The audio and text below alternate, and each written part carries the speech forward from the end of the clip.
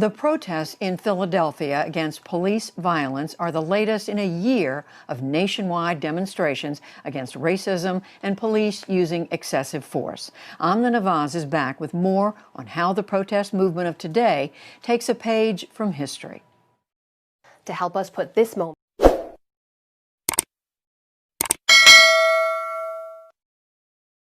into context, I'm joined by Peniel Joseph. He's the founding director of the Center for the Study of Race and Democracy at the University of Texas at Austin. He's also the author of The Sword and the Shield, The Revolutionary Lives of Malcolm X and Martin Luther King, Jr.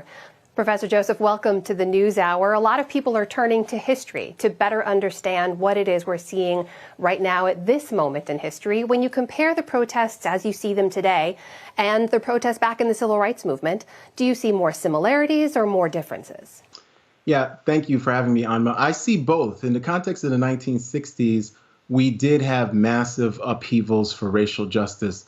Much of that was peaceful, but at the same time, both during the Kennedy and the Johnson and the Nixon administrations, we did see urban rebellions in Los Angeles, in Detroit, in Newark, New Jersey, and Harlem that did spill over into violence. When we think about the comparisons, though, the numbers of whites who are participating, Anma, is unprecedented. So in 1963, for example, there's a 10-week period in the spring of 1963 where we have over 700 racial justice demonstrations. We have almost 15,000 people arrested. In this year alone, we've had over 7,000 separate anti-racist social justice demonstrations in over 2,400 different locations.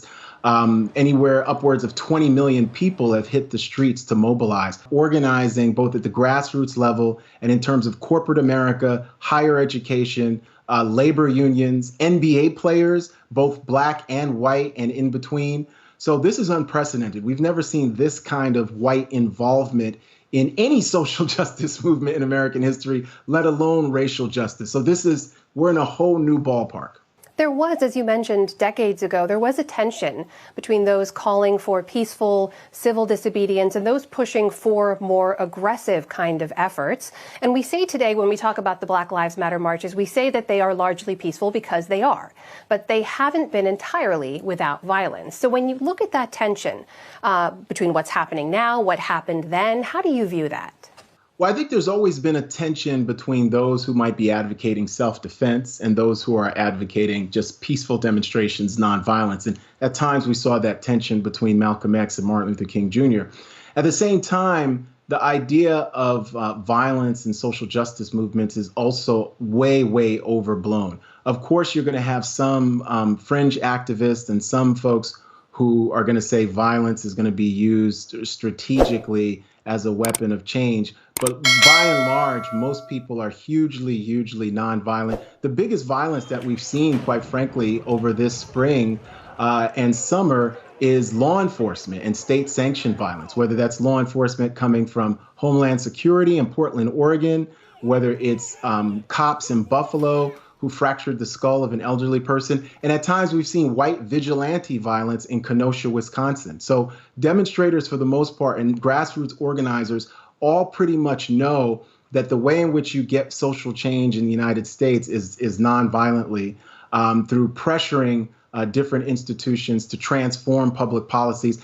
Let me ask you about public support for these protests, because there has been a shift that we should note. If you just look at one state, if you just look at Wisconsin, where Jacob Blake was recently shot, back in June, you saw 61% approval for the protests. By September, that had dropped to 47%. And we saw something similar in history. You go back to Gallup polls historically. In 1963, 27% of people said that they thought the protests would help racial equality.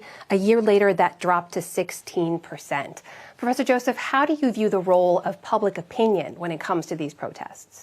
Well, public opinion absolutely matters in a democracy like ours. But at the same time, historically, and we've seen it with those numbers that you just showed, Amma, historically, public opinion has lagged behind social justice. So the public opinion on gay marriage or women having the right to vote or anti-racism has always lagged behind some kind of national consensus. So those numbers aren't that bad. We always have these watershed moments like this spring where you're going to have a lot of support for something. And those numbers are, of course, going to tick down. What's important in those numbers is that about half of Americans really support the BLM movement. And that is much, much bigger support and broader support than we saw for racial justice in 1963, 1964. So if anything, this is a new national consensus about Black dignity and Black citizenship, one that reverberates to all groups, all corners of this country and around the world in a really positive way. So those numbers show us that we really do have this generational opportunity to end systemic racism, to defeat white supremacy, to achieve our country in a new and different way for the first time. That is Professor Peniel Joseph from the University of Texas at Austin joining us tonight. Thank you so much for your time. Thanks for having me. So helpful to have that historical perspective.